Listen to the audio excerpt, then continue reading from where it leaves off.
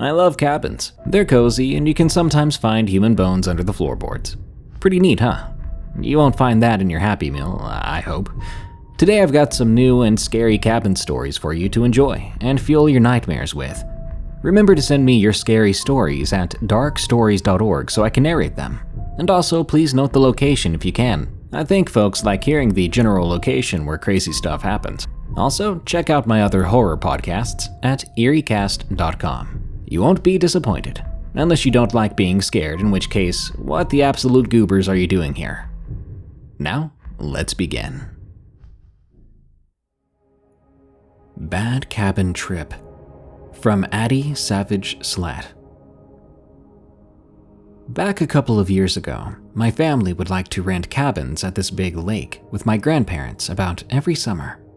We'd usually barbecue, swim, and use pontoons on the lake to fish and do other fun activities. After a while, this place was a good getaway from my town for me. When we first arrived at that cabin, not gonna lie, it seemed pretty sketchy from the look of it. The neighbors had left the pool as soon as we got there and stared at us for a while. Fast forward to the second night. My brother and I both had trouble sleeping, so we decided we'd sneak out and go sit at this pond and smoke. Little did I know my brother was off painkillers and seemed to pass out around 20 minutes later on our phones. So me being the young, reckless teen I was, I stole my brother's share of the substance and proceeded to sneak out, finding a nice little stump overlooking the lake. I smoked and just sat by the water, looking at the moonlight and how pretty the night was. But soon, I began to hear a really strange sound coming from the opposite side of the pond. I looked over in that direction, and I thought I could see something moving. But I have to admit at that point, I was high, and I couldn't see too well past the pond. After looking in that direction for a few minutes, I saw a figure emerge. My heart sank. I saw this tall man with a hood over his head.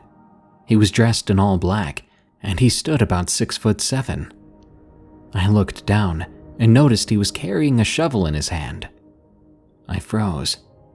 That's when I noticed he was looking directly at me.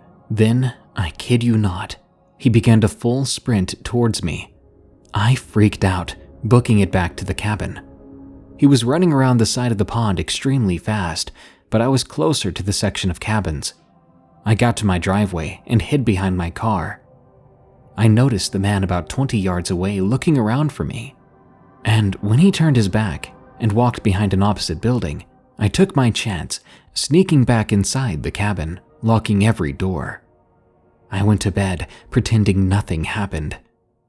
The rest of the trip went by, but I couldn't shake that experience. I was just wondering what he was digging out there, and what reason he had to so suddenly begin chasing me.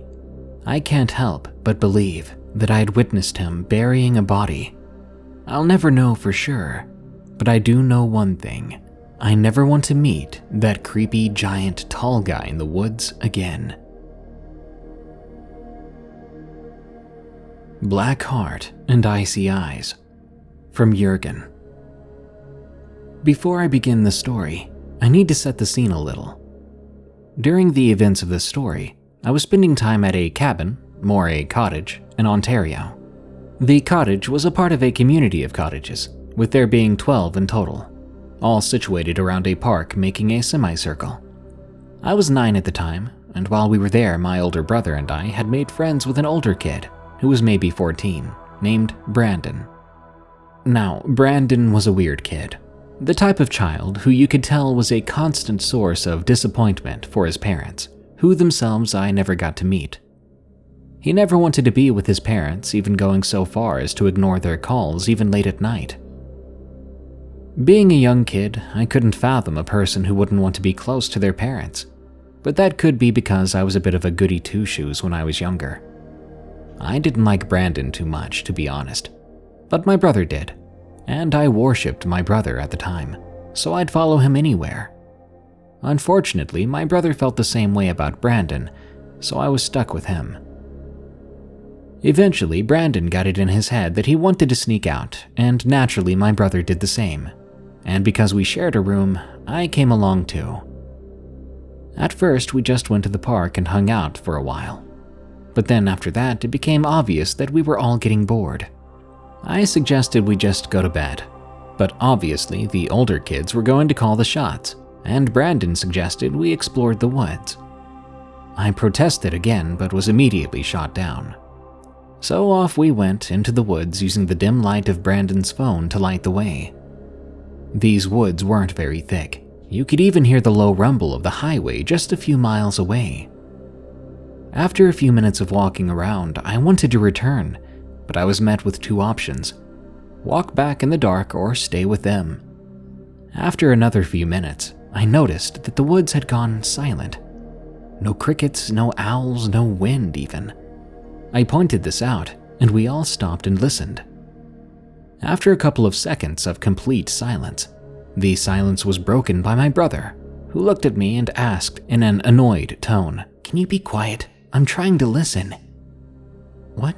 I didn't do anything," I protested. "That heavy breathing like a dying pig. Keep it down," he shot back. Just as I was about to protest again, I heard the breathing too. Heavy, labored breathing. Very quietly, I said, "That's not me. I can hear it too." My brother glanced at me. Suddenly, the breathing got louder, like it was excited. Almost simultaneously, we all looked up. Above us was a pair of lights. They glowed a brilliant blue and swayed from side to side. We all stared, almost mesmerized, before we heard the most gut-wrenching moan I've ever heard in my life. It sounded like a lifelong smoker was trying to scream while being completely out of breath.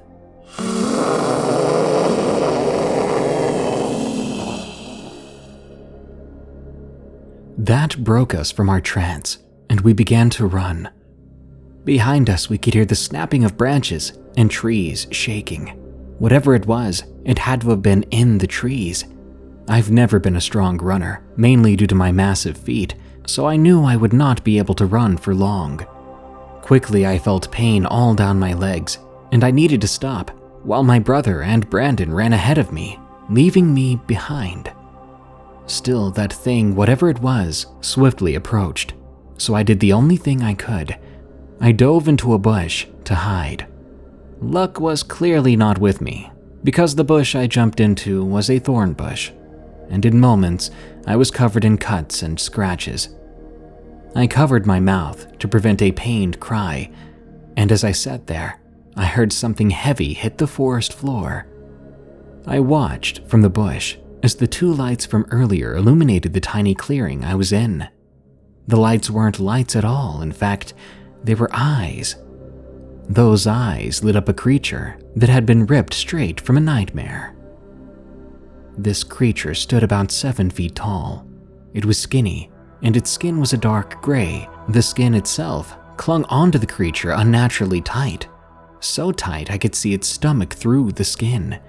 Its arms were unnaturally long, ending in clawed hands, but by far the most disturbing part of the creature was its chest. The chest looked painful. The ribcage wrenched open. It looked like it had no sternum. The skin painfully stretched over the sharp ribs, but in the indent left where the sternum should have been, there was a black mass, which beat and pulsated. I couldn't get a good look at the thing's face. Its eyes were too bright to make anything out, but I knew it had a mouth because it was still breathing heavily.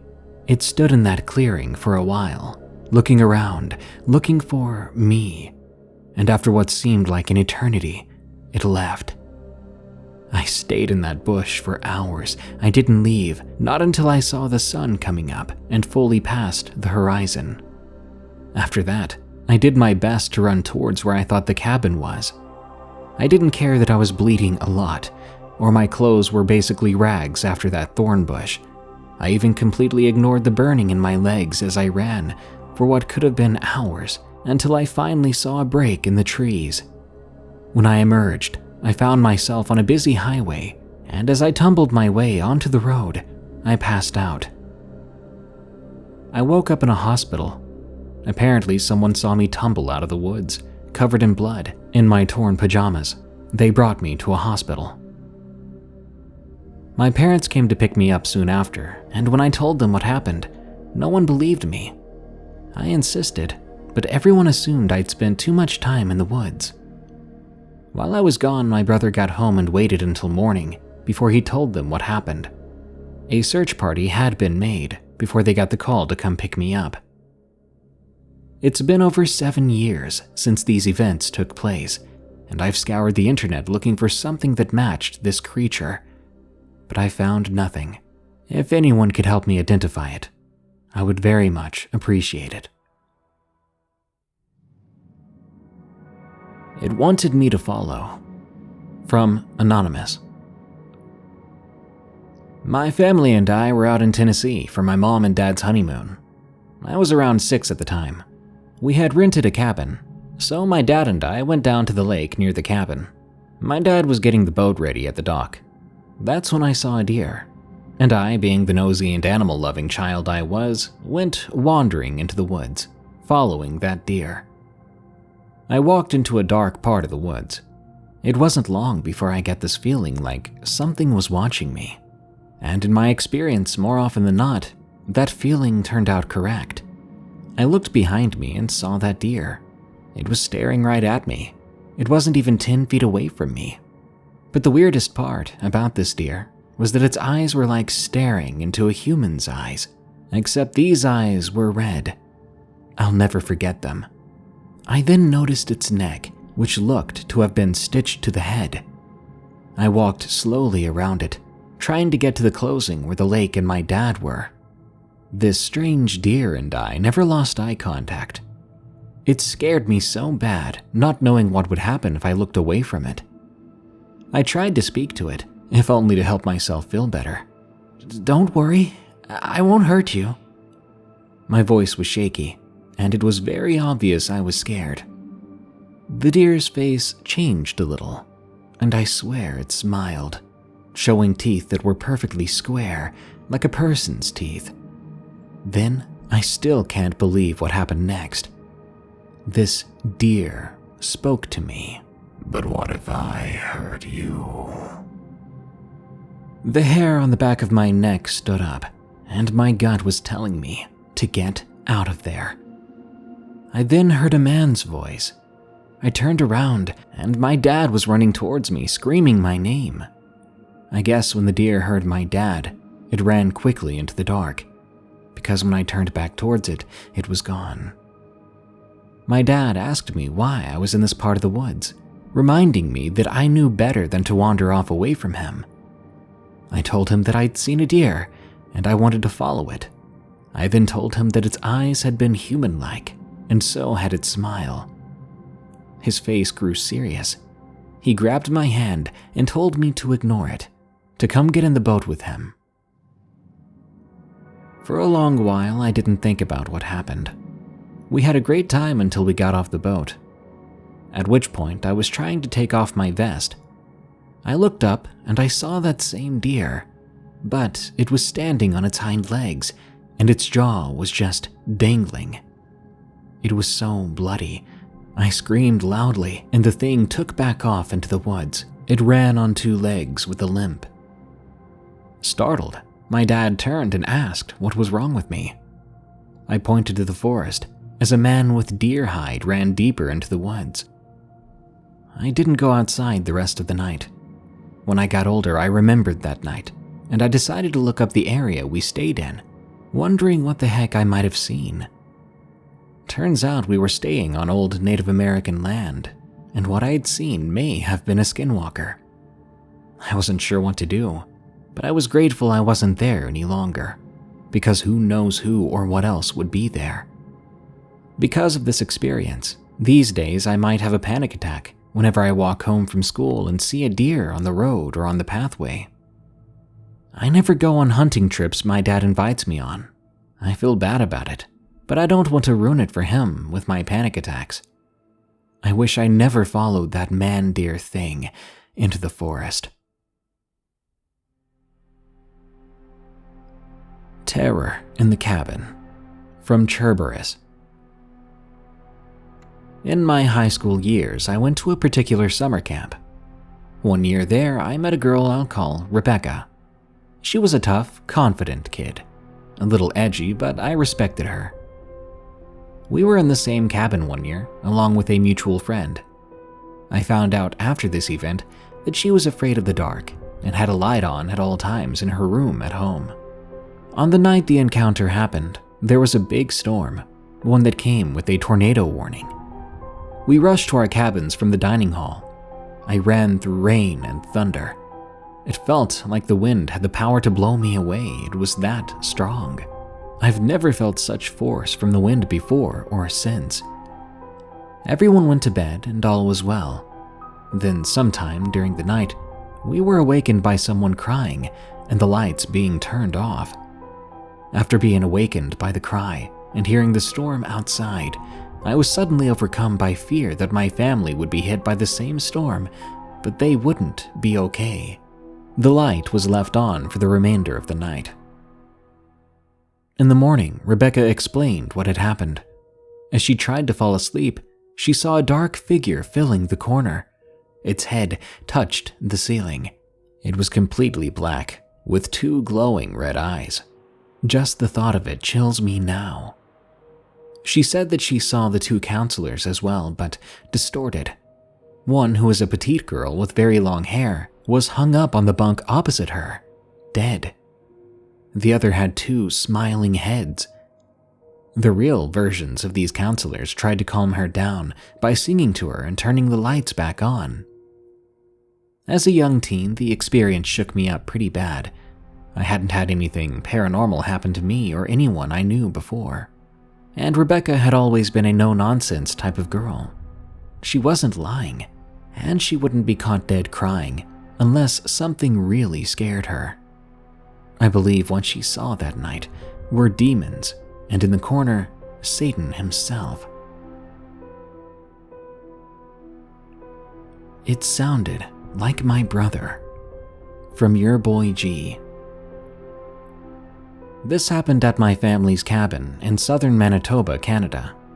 It was the summer of 2021, and my whole family, save for me and my mother, were having afternoon naps. My mother was out working in the field, and since I was bored out of my mind, I decided to go for a walk through the woods. We own about 80 acres of land here, and the majority of it is forest. It was a pretty normal day and nothing strange had happened to me there until that point, so I was totally unprepared for what I would experience that day.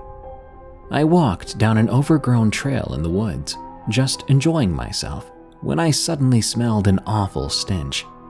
The only smell I could compare it to was the smell of death and mold. I thought that maybe an animal had died around there, so I walked off the path and began looking around to find what was causing that awful smell. I didn't get far before I heard something strange. My baby brother's voice calling me from deeper in the woods. He was telling me to come with him. I started panicking, thinking that maybe he had awakened and gotten himself lost in these woods. So I hurriedly tried to follow the voice. When I was about 20 meters from where the voice was, I heard something else. The sound of something huge moving through the underbrush. This sounded way too large to be a toddler. Shortly after, I heard the voice again, this time a lot closer. I was starting to freak out, so I sprinted back through the woods into my cabin. The whole way, I heard something following me, but I never turned around to face it, in fear of tripping over something. When I reached the edge of the woods, the sounds finally stopped, so I slowed down and I started walking across the field to our cabin. When I made it back, I found my little brother, fast asleep in his bed as he had been when I left. I then knew instantly what I had encountered in those woods was not human. For a few days after that, I did not go back into the woods out of fear that I would find it again, or that it would find me. I hope I never have to feel that kind of fear again. Let this be a lesson to all who love the outdoors. Don't listen to those strange voices in the woods. The Demon in My Dreams. From Chaotica. I'll begin by saying that, for context, my family was never particularly religious when I grew up, despite living smack dab in the middle of the South. Heck, I can honestly say the most religious thing we'd ever done was be forced to go to a highly televised church in my home city, because my granny loved the clout of it all, and not because she actually wanted to worship respectfully. Which I know now to be true, but everything involving that whole wrong situation is an entirely different story. So this took place around 2 years ago, as of writing this. It was pre-Rona, during a time my mental state and relationship with my parents wasn't all that great. Lots of arguments, emotional abuse, negative energy, just bad mojo all around. And to top it all off, a good friend of mine at the time, and a man I'd gone out on a couple dates with, had taken his own life. The entire situation was just absolutely devastating, and my soul just felt utterly dragged down with the weight of grief and pain. Eventually, I began to have these dreams. God-awful dreams, and whereas few of them I can remember everything that happened, the one thing that's universal is as follows. The room, or whatever the setting would be, would progressively turn darker. All my dreams, of course, are in first-person perspective, so it was like the weird dark haze would start to encroach my vision, but worse, the entire room would go dark, kinda like that one scene in Lord of the Rings, where Gandalf gets mad at Bilbo for accusing him of trying to steal the ring, and everything suddenly darkens. That's the best comparison I can really give, but in my dream it was darker and heavier. Next, I would begin to feel this gross, icy, heavy feeling welling up in my stomach along with utter terror, even if I wasn't seeing anything other than the darkness and nothing had happened yet. It was like I just knew something was about to go down, and my body was bracing itself. Third, if there were people present in my dream before, when the darkness came, they would all suddenly disappear, or all of a sudden in the blink of an eye they'd all be staring at me with utterly blank, dead expressions. Happening one time in a bad dream is enough, but this happened every single time without fail. If they didn't disappear, they'd be staring me down. And lastly, the feeling would come. It's really hard to describe this, so please bear with me. If you've ever had a limb fall asleep on you, and you get that weird pin and needle sensation, it's kind of like that but worse, and it progressively gets heavier. Heavy like something is grabbing me, enveloping me into a bear hug, just crushing me, sometimes even focusing on my throat and strangling me. This feeling is accompanied by abject terror, darkness, and then often this roaring loud static in my head, like TV static and cicada song mixed together. It makes it hard to think, impossible to speak, and absolutely impossible to fight against it physically. This goes on until eventually I'm able to break free and force myself to wake up. But the terror doesn't always end there. Sometimes I'd lie awake for like an hour or two, unable to go back to sleep. Because even if I tried, the dream would pick up right where it left off, and whatever it was that was doing that to me would just do it again, rinse and repeat. Anyway, it was 2020. I ended up cutting ties with my parents, going through several bad living situations and life changes that I won't go into detail about. I ended up living with my best friend, who owns a small cabin in the middle of the country. Let's call her HC. This friend is extremely religious, and all around just a wonderful, amazing human being. I slept upstairs in the tiny loft of her cabin on a small twin-sized mattress. One night while HC was gone babysitting overnight, as she did for another friend, I was alone in the cabin, trying to rest. It had been over a month since I'd last had one of those dreams, so not thinking anything of it, I went to bed that night pretty easily. Normally, there's something of a delay in my dreams, but this time it was like sitting down in a movie theater. Suddenly a part with all the action and zero context is played in front of you at max volume. So in the dream, I vividly remember stumbling out of the cabin, jumping inside of my Jeep and driving full speed down the darkened back roads where we lived, nearly flying off the road at several points, but either way, I was hauling it while frantically calling HC on my phone. I told her nervously I was driving myself to the hospital for whatever reason, and that I didn't feel good, and that something terrible was about to happen. She wanted to know what was wrong, but her voice started to cut out, only to be replaced with this deep, guttural, growling voice. It hissed indistinct words into my ear, and it didn't even sound like it was coming from the phone. It sounded like it was coming from behind me. I looked to the dash mirror, but then the darkness part of the dream came, along with the headlights of my Jeep suddenly cutting off, and I couldn't turn them back on. It was beginning to envelop my vision.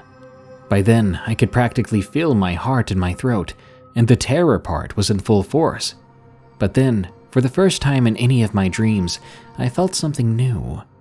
A huge hand weaved through my hair on the back of my head, easily big enough for what felt like the bottom of its palm to rest on the back of my head near the nape of my neck, but its fingers still reached my forehead.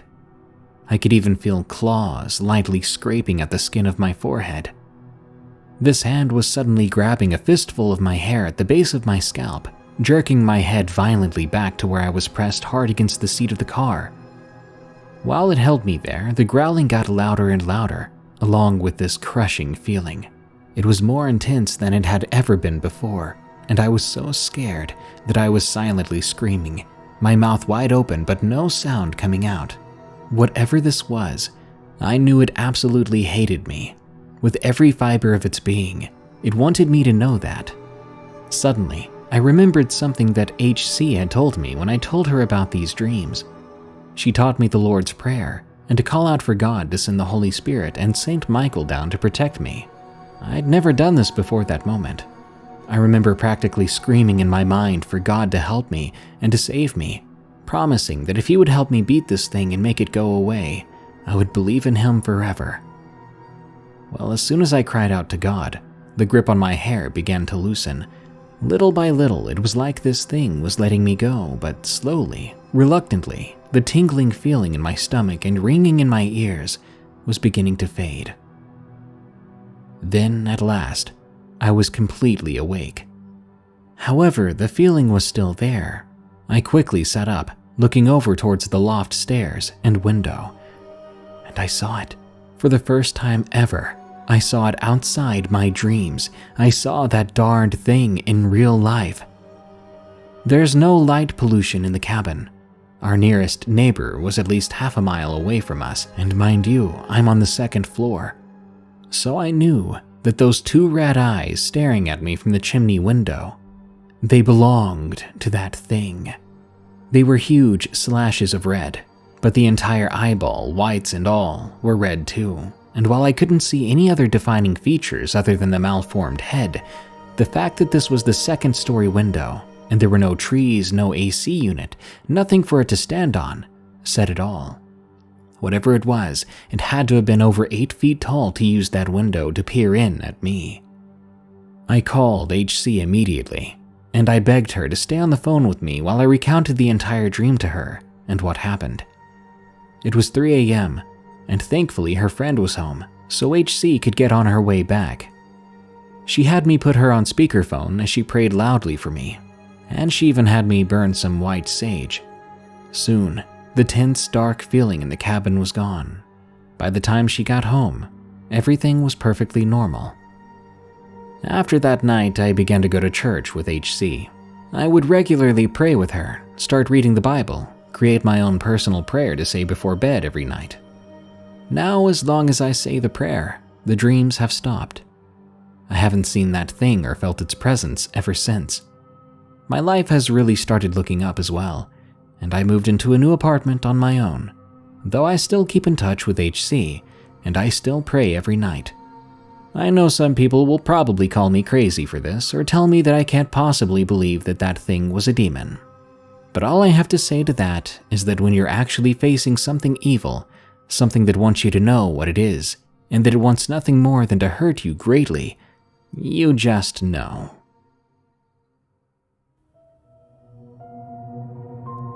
That brings us to the end of this episode of Darkness Prevails. More terrifying stories are on the way soon, so subscribe and smash that like button. By the way, did you know this show is available as a podcast called Unexplained Encounters? Just search for, follow, and rate Unexplained Encounters on Spotify, Apple Podcasts, or your favorite podcast app. This show is part of the EerieCast network.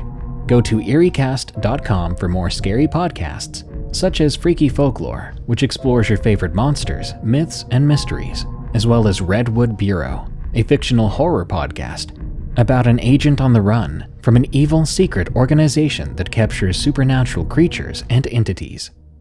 Well, thanks for tuning in. Stay safe out there and stay creepy, because this world is a strange one.